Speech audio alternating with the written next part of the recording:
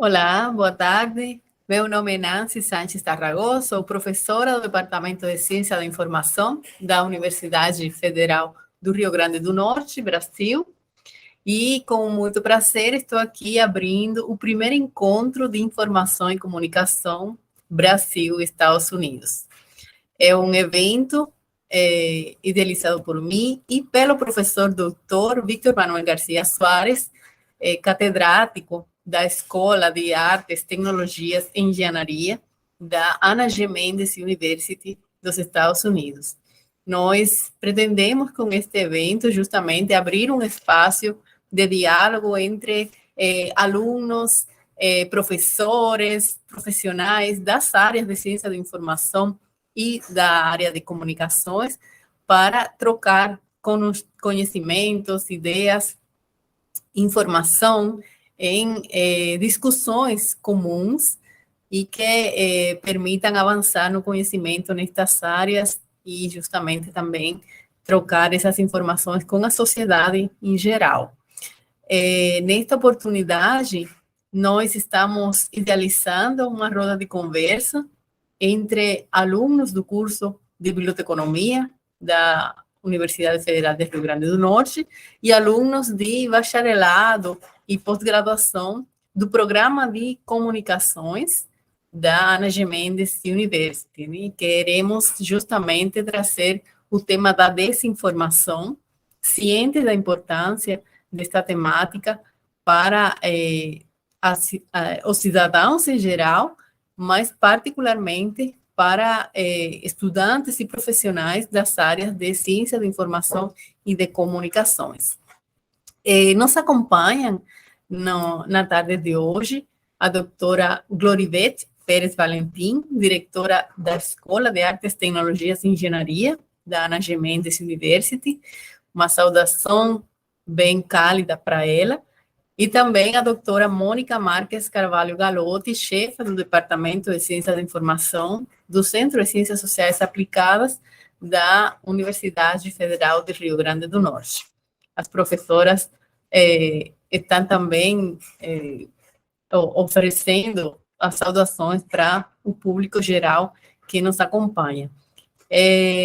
Nosso evento está ocorrendo ao vivo pela plataforma Google Meet, mas a gente também vai providenciar a gravação das discussões que vão ocorrer esta noite, colocando aqui no canal Bíblia UFRN do curso de Biblioteconomia da Universidade Federal do Rio Grande do Norte.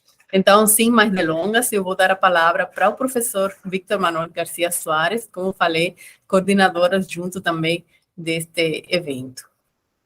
Até mais. Boa tarde, amigos do Brasil. É a primeira vez na minha vida que tento falar um pouco de português.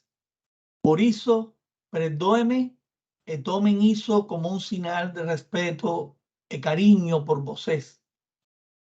O Brasil e vocês, brasileiros, que são chamados de o gigante sul-americano, são um exemplo para muitos no mundo.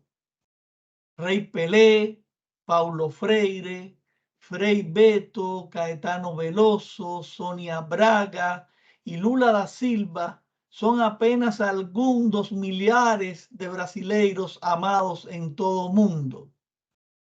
Agradeço a doutora Nancy Sánchez por organizar este evento e, embora não seja a primeira vez que estou com vocês, estou aqui com minha diretora e com algumas das minhas melhores alunas. Estou animado. Vamos começar.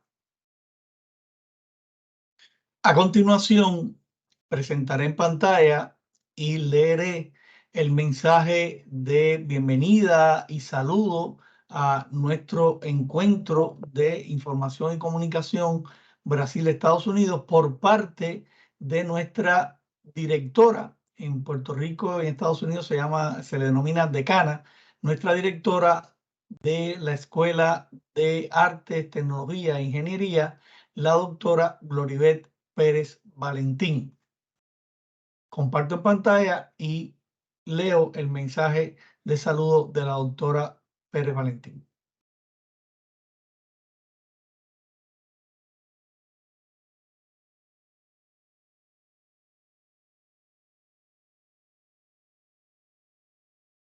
Saludos a todas las personas que nos acompañan en este primer encuentro de información y comunicación entre Brasil y Estados Unidos. Muchas gracias por la invitación. Nos enorgullece ser parte de esta iniciativa trabajada por la Facultad Académica y los estudiantes del Departamento de Comunicaciones de Ana G. Méndez University, de la mano del doctor Víctor Manuel García, junto a los estudiantes de la Universidad Federal de Río Grande del Norte en Brasil, de la mano de la doctora Nancy Sánchez. Estamos de acuerdo en la relevancia del tema que discutirán nuestros compañeros en el panel de esta tarde y el importante papel y también desafíos a los que se enfrentan no solo los estudiantes y los profesionales del campo de la comunicación, sino además la comunidad en general de todas las clases sociales y niveles en cuanto a la desinformación y lo que esto causa en las decisiones que tomamos y en nuestro diario vivir. No quiero finalizar. Recuerden que ella nos acompañó en el evento y por eso escribió retirarme. No quiero finalizar sin antes felicitarles por ser líderes en este campo.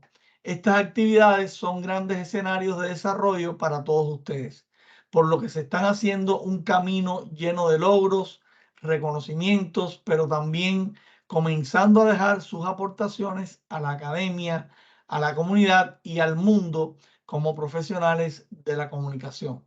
Mucho éxito a todos y gracias.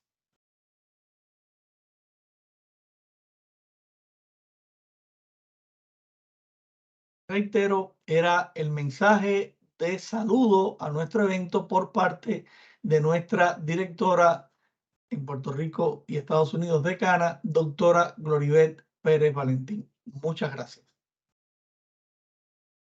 A continuación, compartiré con ustedes una breve presentación introductoria al tema que nos ha convocado a este primer encuentro relacionado con la información y la comunicación Brasil-Estados Unidos.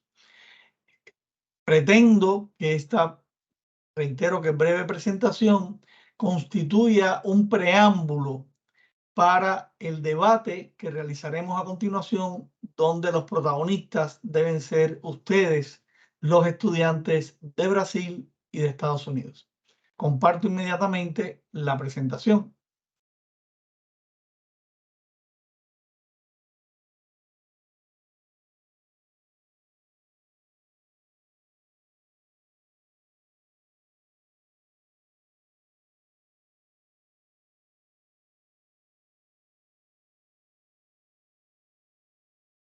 Reflexiones relacionadas con el concepto desinformación, del cual forman parte las llamadas noticias falsas, también conocidas por su denominación en inglés fake news.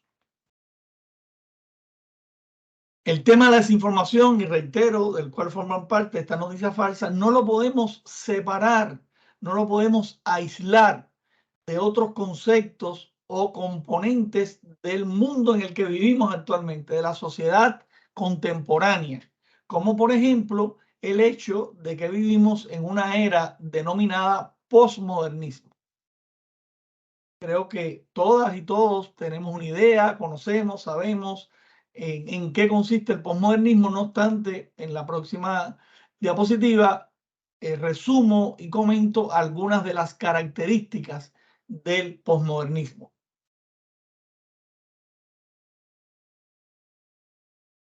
La incertidumbre, no tenemos ya certezas prácticamente. Las certezas han ido desapareciendo. Lo que predomina es la incertidumbre y en ocasiones Lo único acerca de lo cual estamos seguros es el hecho de que no estamos seguros de nada por precisamente esa incertidumbre. Relacionado con ello, vivimos también en un mundo caótico. El caos predomina en lo social, en lo político, en lo económico, en lo cultural y en muchas esferas de nuestra vida cotidiana. La intuición, la empiria, el sentido común, que la mayoría de las veces no es tan común, también se relacionan con ese caos y con esa incertidumbre. Por lo tanto, relacionado con el caos y con la incertidumbre, un desorden social, desorden ideológico y en muchos otros aspectos o esferas de nuestra existencia. La permisividad, una sociedad donde prácticamente todo vale. Preceptos éticos que han regido nuestras conductas como ciudadanos y en muchas profesiones durante siglos se han derrumbado. Y por lo tanto, hoy prácticamente todo vale y hay una permisividad extremadamente amplia, extremadamente enraizada en una parte importante de las nuevas generaciones. Ello conlleva a una vida light, donde todo es por arribita, el ciudadano un poquito informado, leyó de aquí, leyó de allá, recordó 2 o 3 datos, citó a 2 o 3 personas, no importa quiénes sean esas personas, y esa es su vida. Y lamentablemente esto está permeando a una parte importante de la sociedad contemporánea. La vida light, todo vale, una permisividad casi total. Los llamados medios de comunicación, ese encabezado de la diapositiva que tenemos en pantalla, es precisamente uno de los conceptos que personalmente, como profesor y profesional de las comunicaciones, yo cuestiono. ¿Los medios son de comunicación? En mi opinión, no. Los llamados medios de comunicación, a los cuales yo llamo medios de transmisión de información, no es lo mismo comunicar que comunicarnos. Y eso puede ser tema de otro encuentro. Por lo tanto, estos medios están cada vez más atrapados en ese caos social que veíamos mientras listábamos y comentábamos las características de esta sociedad posmoderna.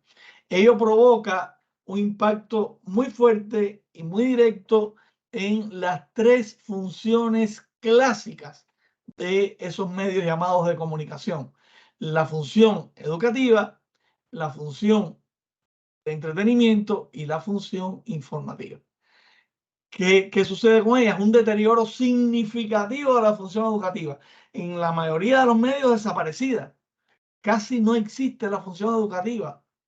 Una exacerbación hasta el infinito de la función de entretenimiento, desvirtuada además, vulgaridad, juegos para tontos, como decía Humberto Eco, y lo económico, el dinero, el premio, la pelea, los reality shows, eso es lo que predomina en esa función de entretenimiento, excepto algunas muy honrosas excepciones audiovisuales, en el cine, en canales de televisión, por ejemplo, como Cartoon Networks y algunos otros, Discovery Channel, National Geographic, History Channel, excepto algunos canales de televisión, algunos medios impresos, pero son los menos, son infinitamente minoría, perdón, ampliamente minoría, no infinitamente.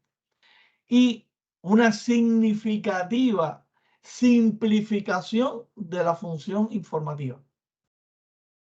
En aras de la premura, en aras de sacar la noticia primero, en aras de esa rapidez informativa, se ha perdido, y lo vamos a ver en la siguiente diapositiva, algo muy importante en el periodismo, que es la profundización y la investigación, sobre todo en el periodismo, pero pasa también en la publicidad. Recordemos que el requisito número 1 para que una información sea considerada noticia es que sea novedosa para el receptor. O sea, que la persona que la lee o que la escucha, que la ve o que la ve y la escucha, no conociera esa información anteriormente. Y ahí es noticia. Entonces, por la inmediatez, por la primicia de salir al aire primero que la competencia, para que mis lectores o mis radioescuchas o mis televidentes sean los primeros en enterarse, se toma lo light, se toma la información por arribita, no se profundiza y por lo tanto se ha simplificado la función de informar. En ese sentido, en la siguiente diapositiva tenemos los dos grandes problemas. La inmediatez como el gran enemigo. Rápido, tengo que publicar, tengo que salir al aire, tengo que sacar la información, tengo que convertirla en noticia, y la investigación, la gran ausente. No investigamos, no hay tiempo para investigar, porque si me dedico a investigar, cuando salga al aire ya todo el mundo lo sabía. Puedo tener una arista distinta, un punto de vista distinto, una profundidad y llegar a la verdad como no llegaron otros. Lamentablemente, la mayoría de los medios llamados de comunicación sacrifican eso, la mayoría, no todos, sacrifican eso en lugar de esa inmediatez y ese salir primero y rápido.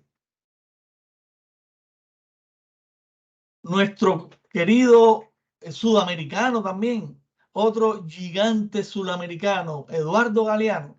Yo digo, Galeano siempre tan claro. Él le llamaba a esto la cultura del envase. Vivimos en un mundo donde el funeral importa más que el muerto, la boda más que el amor y el físico más que el intelecto. Vivimos en la cultura del envase que desprecia el contenido y pondera, exacerba la forma.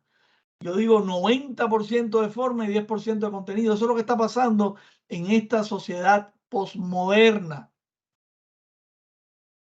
Hay lugares, hay países, hay universidades, hay personas, hay familias que piensan y lo viven de esa manera en revertir esa proporción.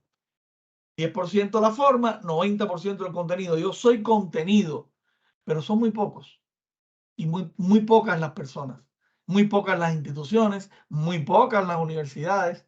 Predomina el envase, como diría Galeano, la forma sobre el contenido. Y a esta diapositiva la denominé la barbarie evitable, ¿verdad? Evitable, no inevitable. Vamos a evitarla. Y una cita del profesor mexicano José Barroso Gómez, donde plantea, por otro lado, si seguimos pensando solo en que tener las necesidades básicas, acuérdense la pirámide de Abraham Maslow, las de la base, y algunas superficiales satisfechas es más que suficiente. O sea, si consideramos que con eso ya estamos bien, seguiremos permitiendo que la incomprensión, las injusticias y la barbarie se apoderen de los medios de comunicación y por lo tanto del mundo en el que vivimos. En manos de ustedes, estudiantes, de los jóvenes de hoy en día, los adultos y constructores del futuro ya desde ahora, se encuentra el revertir ese caos y pasar a una nueva era que ya veremos cómo se le denomine, pero en las manos de ustedes está cambiar este mundo tan caótico. Hasta aquí mi breve análisis de la situación relacionada con este concepto de desinformación, inserto en el contexto de la sociedad posmoderna. Considero y confío en ello que ustedes, los jóvenes presentes en este evento, con sus reflexiones y sobre todo, principalmente con sus actuaciones, nos lleven a un mejor planeta, a un mejor mundo, a unos mejores países, a un mejor Brasil, a un mejor Estados Unidos, a un mejor Puerto Rico, a un mejor continente americano y mundo en sentido general. Adelante y éxitos. Muchas gracias.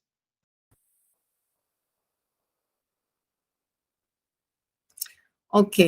Bueno, entonces presento nuevamente los tópicos solo para que ustedes vayan organizándose en las intervenciones. Entonces, en el primer tópico podríamos intercambiar algunas ideas sobre ese contexto informacional y tecnológico contemporáneo que facilita la emergencia y la agudización o agravamiento del fenómeno de desinformación. En un segundo momento podríamos reflexionar un poco por qué somos vulnerables a la desinformación y tal vez también cuáles son las motivaciones por detrás de los que producen y diseminan desinformación. Hay algunas cuestiones ahí relacionadas con psicología, biases cognitivos, o sea, biases, ¿no? Es la palabra en español también, sesgos cognitivos, que también estarían ahí trayendo esas cuestiones. En un tercer momento podríamos hablar, tracer algunos elementos concretos de cómo se manifiesta la desinformación actualmente en el mundo y cuáles son los impactos de esa desinformación, por ejemplo, en los ámbitos de la ciencia, de la salud, de la política. Entonces ahí podemos traer algunos ejemplos y algunas reflexiones sobre eso. Después pasaríamos a cómo bibliotecarios, periodistas, comunicadores sociales pueden contribuir para enfrentar la desinformación, cuáles áreas de actuación ustedes ya perciben que eso es posible, cuáles son algunas de las iniciativas o estrategias que ustedes ya conocen. Y finalmente una reflexión sobre la formación, ¿no? ¿Será que estamos preparados como bibliotecarios, como periodistas, como comunicadores sociales? ¿Será que nuestras escuelas, nuestros cursos ya nos están dando esas habilidades, esas competencias? ¿O qué faltaría? En la visión de ustedes, ¿qué más faltaría para que seamos capaces de contribuir con el enfrentamiento de esta problemática? Alrededor de esos 5 grandes temas podríamos estar hablando. Si hay algún otro elemento también, en fin, tengan libertad ahí para compartir con nosotros. Bueno, voy ahora ya así a, déjame parar mi presentación. Y entonces voy a empezar con el primer tema, que es precisamente sobre ese contexto informacional, tecnológico, que facilita la emergencia. Entonces, quien quiera discutir o debatir un poco sobre ese primer tópico, por favor que levante ahí la mano. ¿Qué es lo que está pasando con las tecnologías de la información? ¿Qué está pasando con ese contexto de la web 2.0 tal vez? ¿Sí?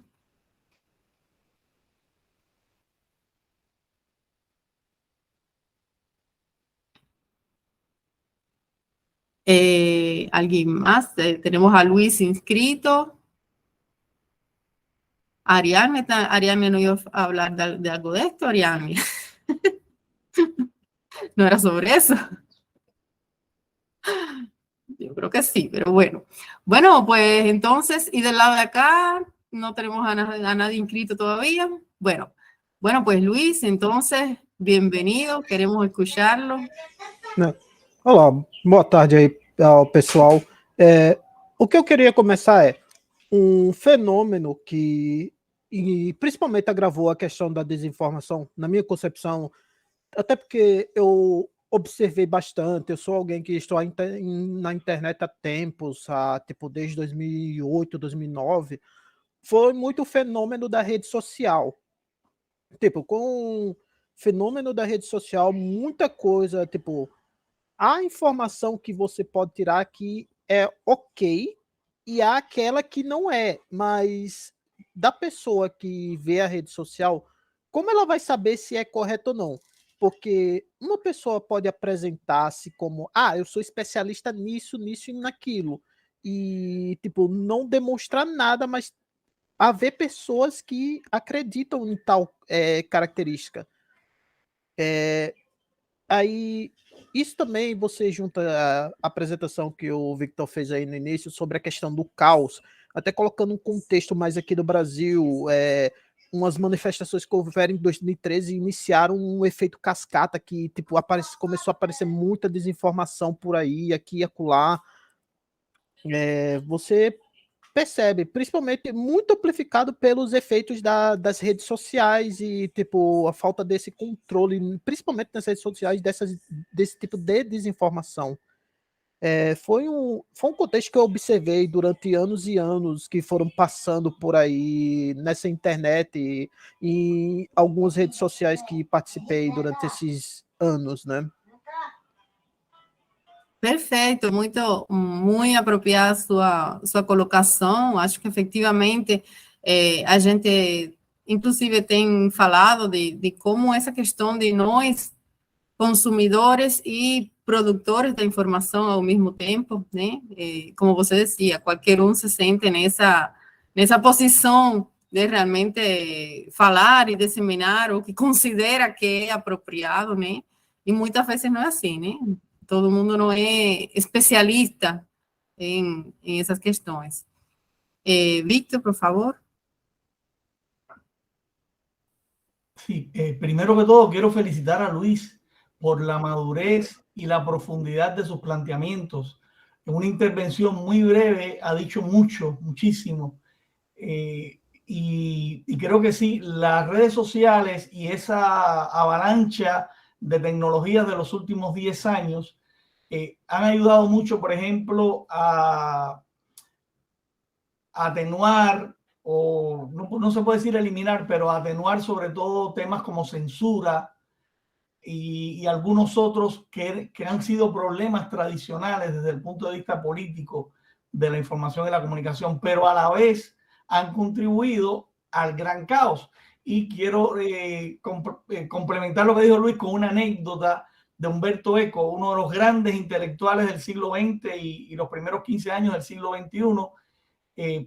Murió hace 5 años aproximadamente, cuando en el año 2015, en el discurso de agradecimiento por uno de los tantos doctorados honoris causa que le dieron, alrededor de 35, dijo que las redes sociales habían creado una generación de imbéciles, así lo dijo, que antes solo hablaban en el bar de la esquina después de tomarse unas copas, y hoy en día su palabra tiene tanto peso como la de un premio Nobel. Entonces, por un lado, se atenúa los efectos de la censura, se le da voz a los que no tenían voces, pero por otro lado se contribuye con esta avalancha de tecnología a la anarquía comunicacional e informacional, y entonces cada cual le cree a quien quiera creerle, y ahí viene entonces el problema de la desinformación. En la política, yo sé que Naomi va a atender ese tema. En el 2016 se produjo una bomba a nivel mundial, porque por primera vez, gracias al uso de las redes sociales, se produjo algo bien significativo, como fue la llegada del candidato menos esperado en el país más vigilado, o por lo menos que más llama la atención en el mundo. No me gustaría decir el más poderoso, pero el país que más llama la atención en el mundo. Llega a la presidencia una persona que nadie lo esperaba, gracias a estrategias de redes sociales.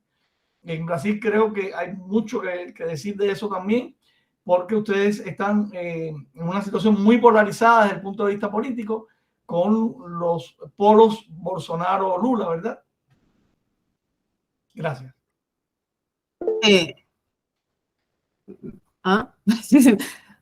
¿Alguien más quisiera abordar un poco de ese aspecto?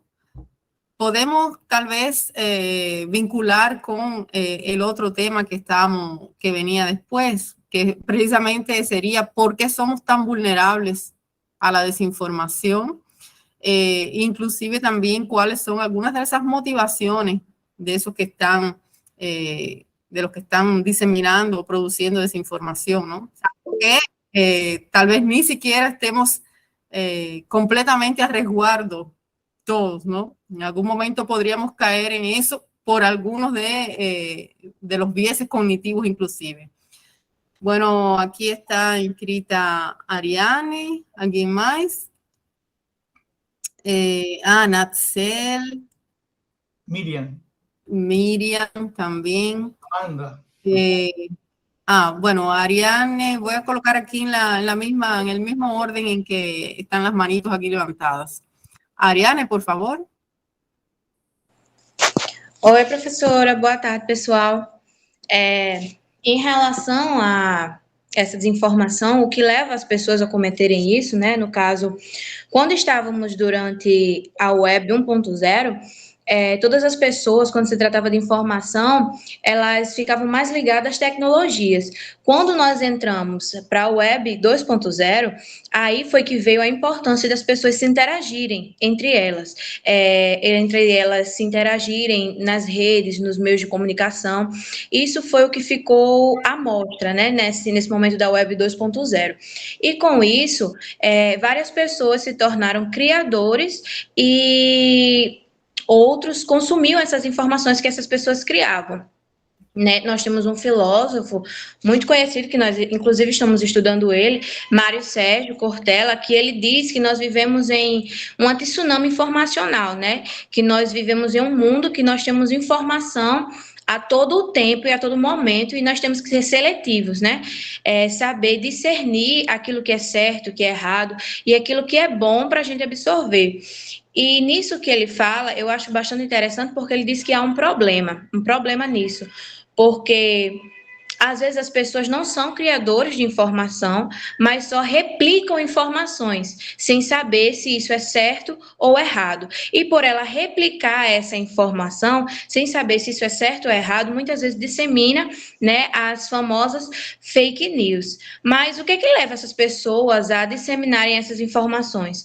Uns por dinheiro, né, postam nas redes sociais e acham que vão ganhar likes, visualizações, e assim vai. E outras pessoas porque são convictas daquilo que estão postando. Às vezes é uma fake news, mas ela acredita tanto que aquilo é verdade que acaba postando. Então é isso. Muito obrigada, Ariane. Natzel, por favor. Fernández, muy obrigada.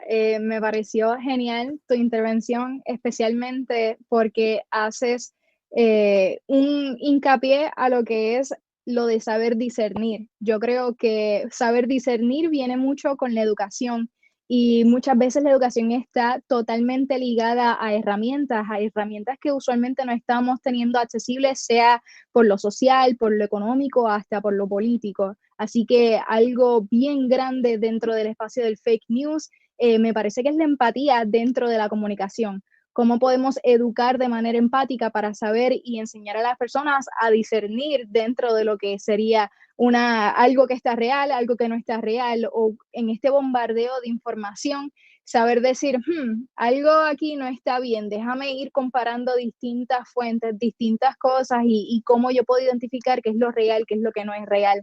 Así que muchas gracias por ese hincapié que haces y esa pequeña atadura que se presenta. Muchas gracias, Natzel. Bueno, está aquí Miriam también. Miriam está con micrófono o sin micrófono.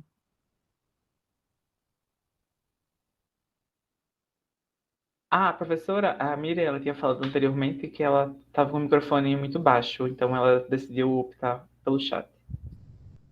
Meu Deus. Miriam escribió aquí. Tenemos aquí también hasta una mezcla de tecnologías de interpretación de los mensajes, ¿no? Bueno, Miriam está diciendo buenas tardes a todos, es un gusto estar aquí. Me gustaría colocar un pensamiento acerca de vulnerabilidad a la desinformación. Algo importante sobre esa temática es la democratización de las formas desiguales de acceso a Internet y, consecuentemente, a los medios informacionales. Acho que é algo que estava falando Natzel também na sua intervenção. Acredito, dice Miriam, que el desconocimiento de cómo encontrar una fake news en el medio digital corrobora para que esa desinformación sea impulsionada, ya que existen varias personas conectadas en ese ambiente compartiendo noticias sin saber su veracidad. Creo que se articula muito bem com o que Natzel estava também apresentando, justamente sobre essa questão educativa e o próprio acesso às tecnologias, um acesso que muitas vezes é desigual, é assimétrico, né? E que justamente trazem a questão também dos próprios vieses, né? Não sei se alguém vai falar dos vieses cognitivos e de como isso poderia também estar influenciando nessa confirmação ou não de determinadas fake news e desinformação. Vou dar a palavra aqui a quem está na fila. Amanda. Boa tarde a todos. Primeiramente, eu gostaria de me desculpar pela minha câmera, não sei o que aconteceu, ela não tá ligando, ela tá ficando toda preta. Mas, complementando a fala dos colegas, eu queria falar que, atualmente, essa grande quantidade excessiva de informações disponíveis, que segue aumentando a cada momento, a cada segundo, inclusive, ela ocorre, pois a sociedade está inserida nesse contexto de produção de informação muito rápida, como a Ariane tinha falado, né? Principalmente por meio das tecnologias digitais, internet, computadores, celulares, possibilitando o compartilhamento rápido e veloz dessas informações, o tal boom informacional, que nem sempre são informações coerentes ou verdadeiras. Mas a grande quantidade das informações produzidas e compartilhadas está atrelada à falta de um pensamento crítico, porque as pessoas elas compartilham sem pensar no que elas estão compartilhando muitas vezes. E isso leva as pessoas a serem absorvidas pela influência que as mídias de comunicação, a massa de comunicação, sobrepõe essas pessoas. O que muitas vezes são ditados por partes políticas, como o professor tinha comentado, e por capital também, questão financeira.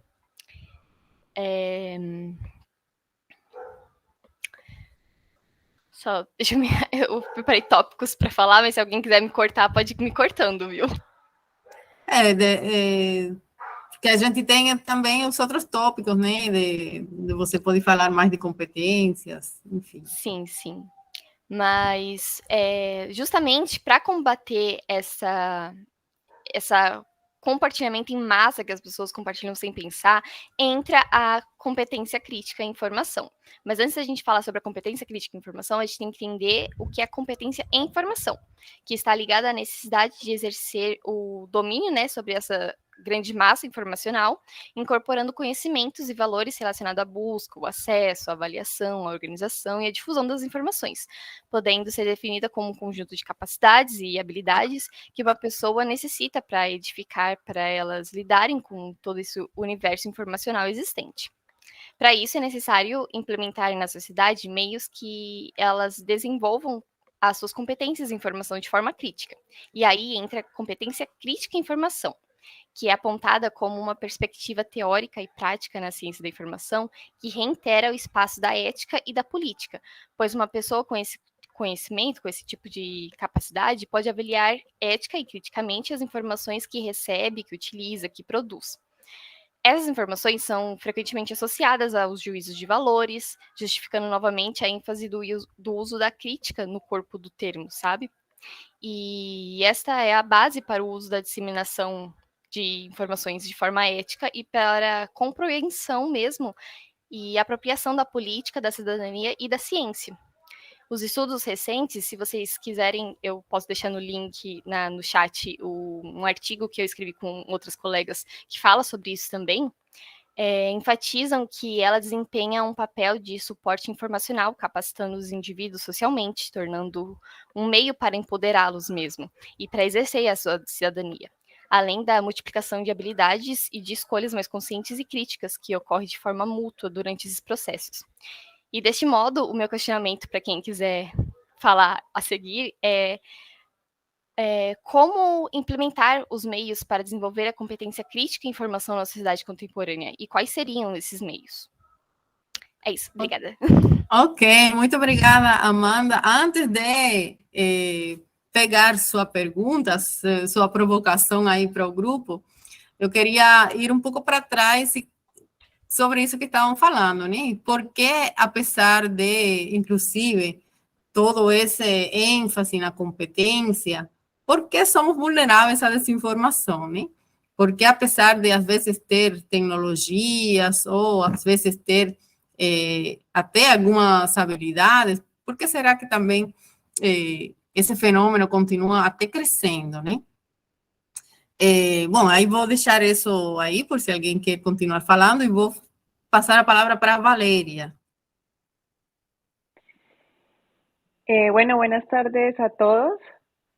Realmente creo que ahora con la dinámica de la comunicación, de las redes sociales, las responsabilidades emisor-receptor siempre están cambiando y eso genera que las personas puedan crear sus propios mensajes y por ende las personas malintencionadas también modifican o crean información con la intención de engañar o distorsionar ciertos mensajes que pueden crear caos en la comunidad, como lo dijo nuestra compañera Amanda, o en algunos casos división en las sociedades, por ejemplo, con el tema más reciente del futbolista argentino Messi, que tomaron solo una parte de la información, la distorsionaron y crearon como si él estuviera desprestigiando la cultura mexicana, cuando no fue así, y eso generó odio y repudio en las diferentes culturas por el hecho de la desinformación compartida en diferentes redes.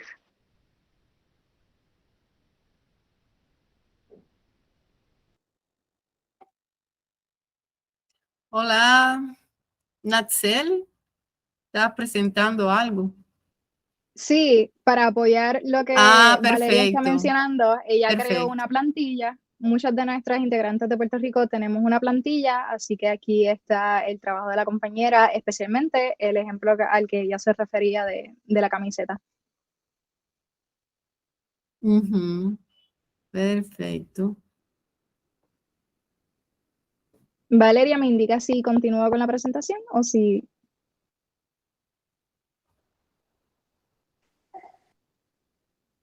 Bien, pues voy a tomar la decisión de stop sharing.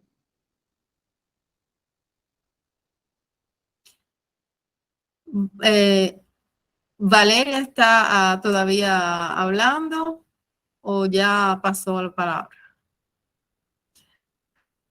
Muy bien, muchas gracias, Valeria, muchas gracias, Natzel. Voy a pasar la palabra para Mitchell.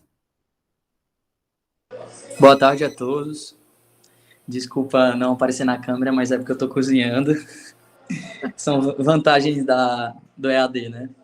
Mas, do ponto de vista publicitário, eu que sou aluno publicitário, né?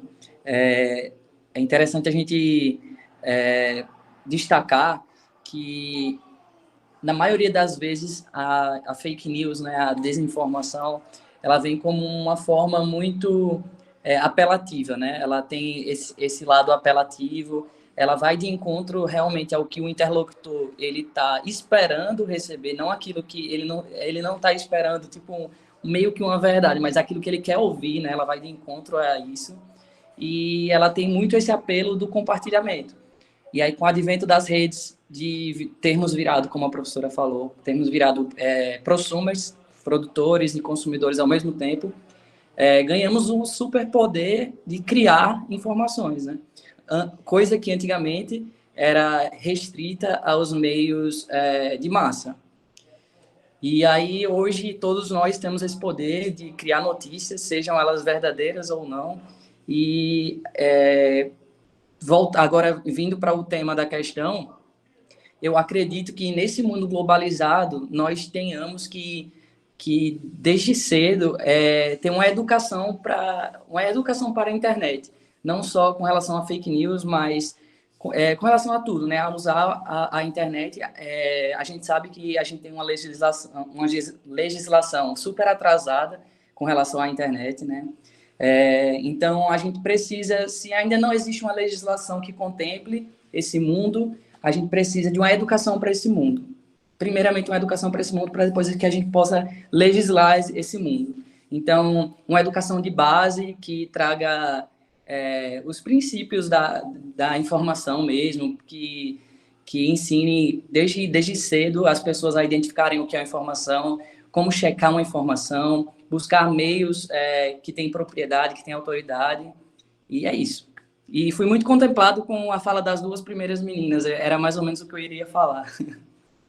Muito bem, muito obrigada. E aí você destacando, sim, a questão, inclusive, do lado emocional da informação, né? Sempre a gente tem essa relação emocional e, de fato, isso é o que tem reverberado, né, na questão da pós-verdade, né? Quando nossas opiniões, nossas emoções, ao redor dessas opiniões, têm mais valor que o próprio fato, né? E que está, portanto, como contexto de fundo de todo esse fenômeno de desinformação. E como você muito bem apunta, né, e a Amanda estava falando também dessa questão da competência crítica, são competências que têm que ser ensinadas desde a infância, né?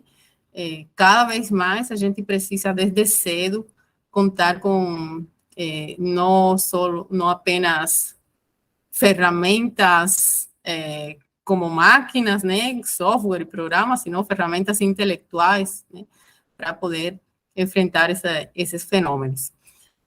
Deixa eu ver, tem alguém mais com a Naomi, por favor? En mi opinión, yo pienso que por qué somos vulnerables a la desinformación es porque no permite el acceso a la actualización y crea entonces un círculo vicioso. Al no estar actualizado, lo viejo conocido es lo que se hace regla y a lo viejo conocido entra el pensamiento de if it ain't broke, you don't fix it. Y ahí es donde entra, como dice Valeria, la persona malintencionada, que entonces se aprovecha de ese pensamiento y es que entonces en lo viejo creo mi propia agenda y ahí entonces lo nuevo, la actualización, es miedo. Y el miedo a actualizarme, a tener información nueva y a cambiar mi rutina y a tener entonces ese nuevo pensamiento crítico, esto no permite que las personas quieran actualizarse y quieran accesible a ese tipo de información nueva. Muy bien apuntado, ¿no? Estamos hablando inclusive, como mencionábamos, de esos biases de confirmación, de ese no querer salir de la zona de confort. Si hay algo que es diferente de la realidad que conocemos, si hay una noticia que no confirma lo que ya conocemos o lo que ya nosotros tenemos como verdadero, pues entonces tenemos tendencia a no creer en esa noticia o a creer realmente en aquellas noticias que confirman nuestro punto de vista, ¿no? Y es justamente esas cuestiones las que hacen más difícil también combatir la desinformación, porque estaríamos tratando de romper con la propia realidad que esa persona se ha creado, ¿no? Y es ese fenómeno también de la disonancia cognitiva, cuando tenemos algo que rompe con nuestra realidad, con nuestra perspectiva, y por tanto nos aferramos precisamente a no creer en eso. Voy a dar la palabra a Michelle.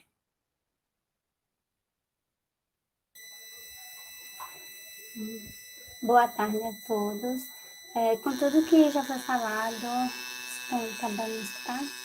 Está escutando? Tem barulhinho aí. Tudo que foi falado, gostaria de ressaltar a importância do bibliotecário, né? Assim, que assume a responsabilidade de combater essa desinformação e a preservação da credibilidade informacional.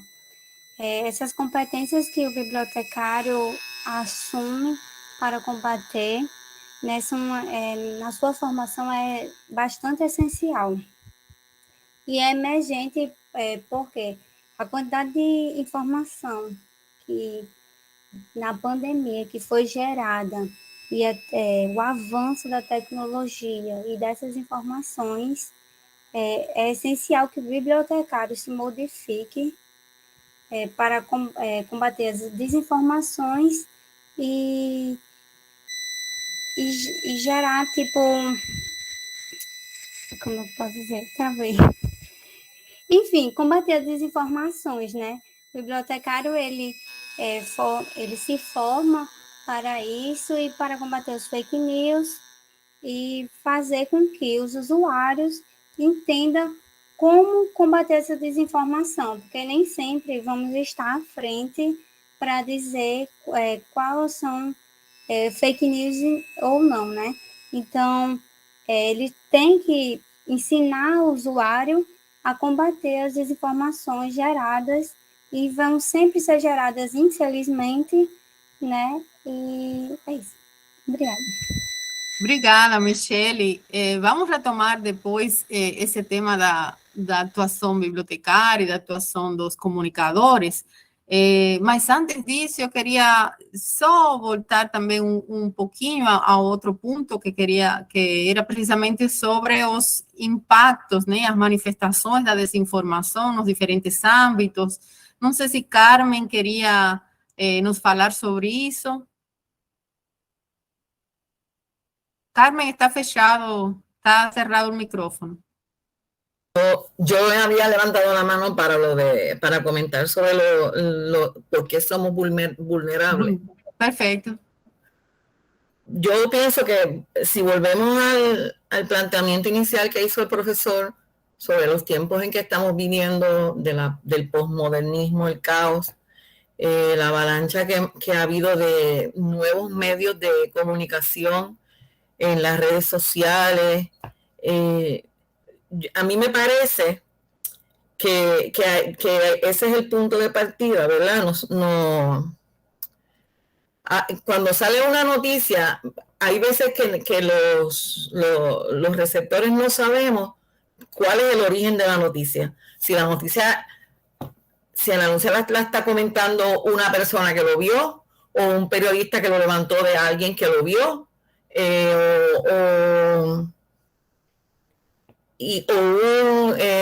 aquí le decimos politólogos, ¿verdad? Tengo una profesora que le dice todólogo, porque lo saben de todo, que son, que han invadido han ocupado el espacio de los periodistas en los medios de comunicación.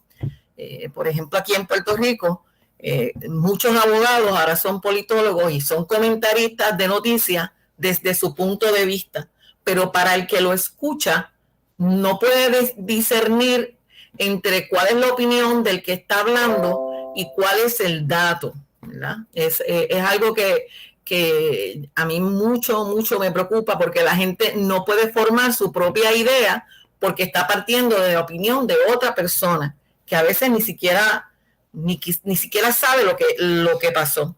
El otro problema es la corroboración. Muchos periodistas no pueden, por la inmediatez de la que hablaba el profesor, no pueden discernir, no tienen el espacio ni el tiempo para corroborar si lo que están diciendo o lo que van a escribir es real. Y eso se convierte en una cadena. Yo no sé si ustedes conocen el juego del teléfono, que uno le dice en el oído, se ponen 5 personas o 6, las que sean, uno le dice al de al lado una cosa y cuando llega la información al final, pues es otra cosa. A veces no hay ni siquiera la intención de que sea un fake news, sino que termina siendo un fake news y la gente... yo vengo de un ambiente que es de la política aquí en Puerto Rico por mis años de trabajo en el gobierno, y hay veces que yo estoy escuchando conversaciones en un supermercado, en una farmacia, y yo digo, Dios mío, no sabe ni lo que está diciendo, es un disparate, pero para la persona que lo está diciendo, porque escuchó a un abogado en una emisora de radio decir que esto es, y con esa convicción de que esa es la verdad, pues la gente no tiene las herramientas, no tiene la información para asumir su propia opinión. Aquí en Puerto Rico, que estamos tan divididos políticamente, ¿verdad? Le decimos tribu, ¿verdad? Los que creen en un partido o en otro, o en una ideología o en otra, o en una religión y no en otra. O sea, para dividir estamos todos, ¿verdad? Para buscar unión, no. Pues porque lo dijo, y si usted lo escucha en la radio, lo lee en un periódico o lo ve en una televisión, eso es verdad. En la televisión eso es verdad. Así lo esté diciendo un disparatero, o lo esté diciendo un cómico, o lo esté diciendo un periodista que está citando a un político que dijo 4 cosas y se convierte en el periodismo de dijo, afirmó, explicó, pero la gente no tiene la herramienta para asumir opinión, ¿verdad? Y levantar una opinión pública que le diga a los gobernantes, por ejemplo, por dónde tienen que ir y dónde está pensando el pueblo. Así que cada vez va a ser más vulnerable porque es un efecto multiplicador, más redes sociales, más plataformas, más medios, que entonces tenemos la versión del periódico escrito, la versión del periódico, cibernético.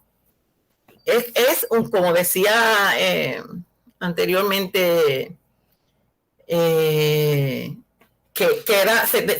torna en un círculo vicioso que no tienes de dónde salir. Un círculo vicioso.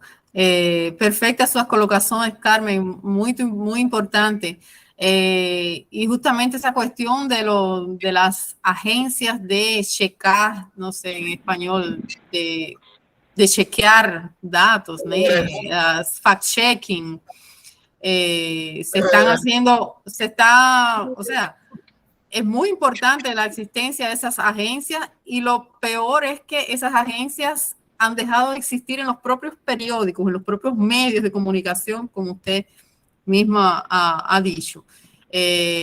Aquí en Brasil también se están comenzando a utilizar otras agencias fuera de los medios, ¿no? Digamos como agencias independientes. Aquí Miriam, una de las alumnas, colocó inclusive también la dirección web de una de estas agencias que está haciendo ese trabajo precisamente de chequeo de noticias, pero es un trabajo así gigantesco porque se chequea, se desmiente una noticia como no verdadera y ahí la proliferación es inmensa. Entonces usted tiene mucha razón de estar muy preocupada. Yo creo que todos estamos muy preocupados porque la luz al final del túnel no la vemos muy clara. Carmen no está muy preocupada, está muy molesta. Sí, preocupada, molesta, brava, con toda la razón. Bueno, voy a darle la palabra aquí. Está Valeria en la fila, después Mateus y Luis.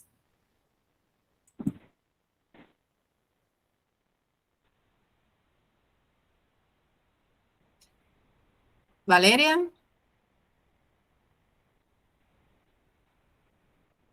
¿Sí me escuchan? Ahora sí.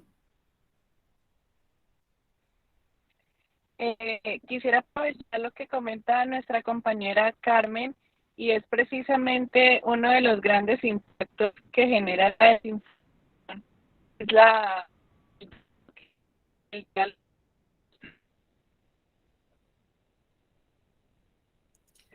Está cortándose.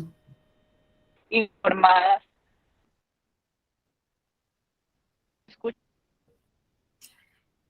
Valeria, está cortada la comunicación. Yo sugiero pasar a Mateo, Ahí por ya me favor, escuchan y a bien. Luis. Se está cortando, Valeria. ¿Usted puede garantizar que no se entrecorte más? Vamos a pasar, por favor, a Mateo y a Luis. Y si Valeria recupera o llega a tener en algún momento calidad de conexión, entonces que ella participe, por favor. Ok, Mateus. Olá a todos novamente. Eu vou voltar um pouco, né, naquele assunto que nós tínhamos falado antes, que seria o impacto da desinformação, principalmente na ciência. Eu traduzi o meio que eu ia falar pelo Google Tradutor e eu vou mandar no chat para que assim os nossos colegas porto-riquenhos consigam acompanhar a minha fala. Aí eu traduzi pelo Google, porque eu não sou muito bom de espanhol, mas eu espero, então, que qualquer problema de tradução seja perdoado.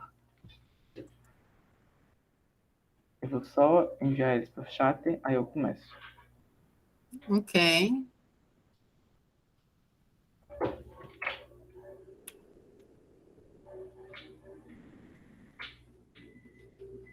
Mas pode falar, Mateus. Pode falar. Certo. Um tópico, né, que foi muito pertinente e que chegou a ser discutido em aula, inclusive, foi sobre como a desinformação ela impacta na ciência desenvolvida pela sociedade, né? Pesquisando sobre o tema, eu achei uma reportagem feita pela Unesp, né, a Universidade Estadual Paulista, ela traz alguns pontos interessantes sobre o tema. Nesse artigo é afirmado que a desinformação afeta principalmente a difusão das informações científicas, no caso. Ela prejudica também o desenvolvimento do conhecimento e até afeta negativamente as áreas fundamentais da ciência. Nessa reportagem também é dito que é apontado que os leitores de notícias falsas, eles acabam tomando como verdade a posição de fontes pouco confiáveis ou formando sua própria opinião a partir de relatos mal apurados ou de informações de qualidade duvidosa. O que nos faz ter uma noção da gravidade do problema, que não é apenas reflete apenas na ciência, mas sim no desenvolvimento da sociedade como um todo, não é mesmo? E um exemplo disso, no cenário brasileiro, é o que ainda está ocorrendo em relação às vacinações em geral, né? Não apenas em relação à Covid, mas em qualquer tipo de vacina, que onde a desinformação em relação a esse tópico funcionam de uma forma que abrem brechas na sociedade para comentários maliciosos e até com um teor conspiracional extremamente bizarro, provocando afirmações extremamente sem sentido e antiéticas, como a falsa notícia de que as vacinas causam autismo em crianças, por exemplo, o que é algo, né, que é totalmente comprovado pela ciência que é mentira, mas que ainda tem um espaço bem preocupante, né, dentro de vários círculos de discussão. Por hora é isso. Eu posso também enviar o link da notícia que eu li aqui no chat, e eu acho que meus colegas vão querer complementar em algo. Ok, vou passar a palavra para Luiz. Olá novamente. Eu vou retomar o ponto da Carmen e puxar um pouco para o nosso contexto, Brasil mesmo. Papel da grande mídia nesse ponto, e também a questão do fact-checking, que para mim chegou um pouquinho tarde nesse quesito. Tipo, impactou principalmente na questão da pandemia aqui no país. E, tipo, papel da grande mídia. As grandes mídias, para pessoas que ainda, vamos dizer, não há acesso à grande tecnologia, ou são muito presas à questão do passado, tipo televisão ou rádio, ela ainda tem essa influência das grandes mídias, assim como a Carmen citou, e de vez em quando essas grandes mídias, quando vão trazer alguém para citar sobre um assunto, elas podem haver seu embasamento, seu enviesamento, seja político, seja numa questão, seja noutra, ou influenciado por questões de patrocinadores, assim como acontece em certos jornais. Tipo, os jornais podem conseguir tipo patrocínio em alguma coisa. Tipo, aconteceu aqui no Brasil, um exemplo disso foi quando ocorreu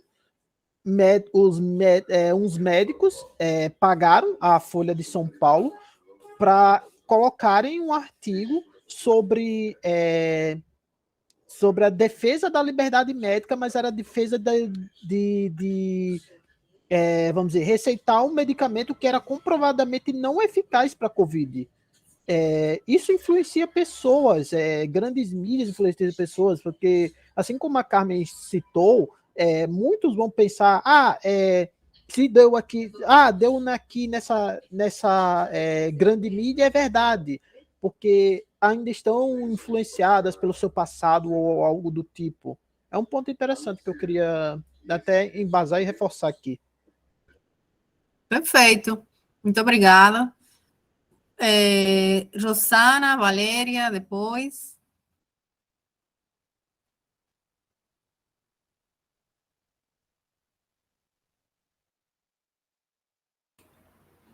Boa tarde.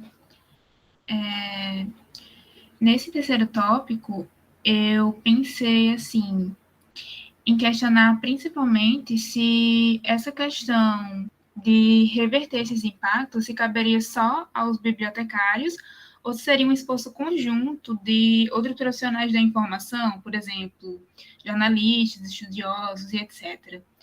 E também se seria interessante adotar posturas diferentes para cada problema, para agir diante de cada problema que fosse presenciado. Esses foram os meus pensamentos diante desse tópico. Ok, vamos a deixar aí em stand-by um momento. Estamos falando de se a gente enfrenta desinformação sozinhos ou um esforço conjunto. Acho que também a gente está falando, ou poderia falar, dos diferentes eixos também de enfrentamento, um eixo tecnológico, um eixo de competência, de educação, um eixo de políticas e regulações. Mas vamos deixar isso aí um momentinho em stand-by e vamos ver se alguém tem algum outro elemento sobre manifestações da desinformação na política, na saúde, na ciência, tá bem? Valéria, não sei se quer falar sobre esse tópico ou anterior.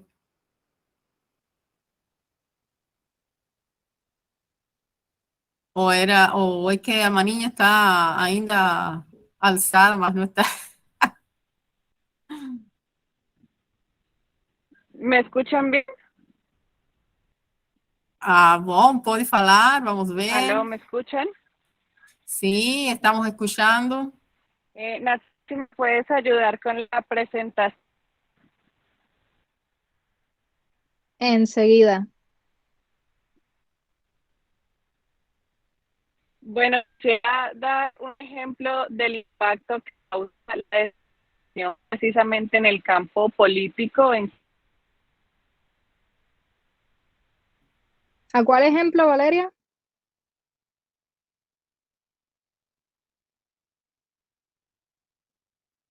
Ah, caramba, que Valeria salió ahora, cayó la conexión.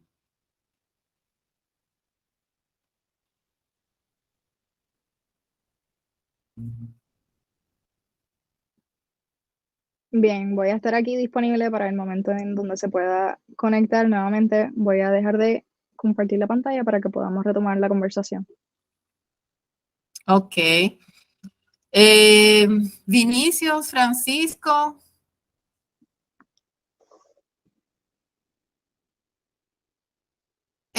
No escuchamos.